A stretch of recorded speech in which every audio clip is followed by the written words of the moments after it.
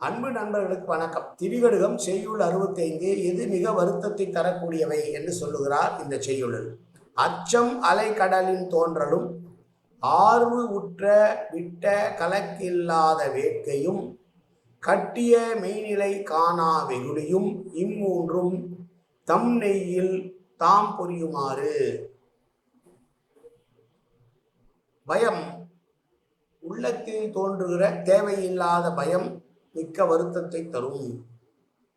அனுபவித்த ஒன்றை விட்டு கொடுக்காமல், அடுத்தவருக்கு விட்டு கொடுக்காமல் தானே அனுபவிக்க வேண்டும் என்று எப்போதும் ஆசையோடும் விருப்பத்தோடும் இருத்தலும் துன்பத்தை தரும், வருத்தத்தை தரும்.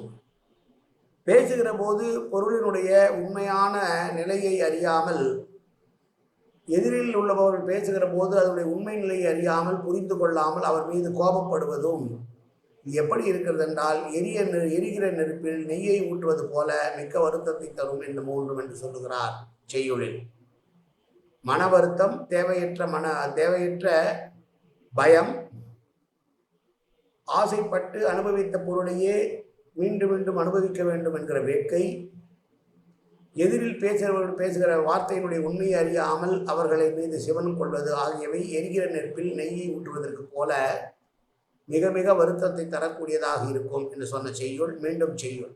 அச்சம் அலைகடலின் தோன்றலும் ஆர்வு உற்ற விட்ட கலக்கில்லாத வேட்கையும் கட்டிய மெய்நிலை காணா வெகுளியும் இம்மூன்றும் தம் நெய்யில் தாம் பொரியுமாறு.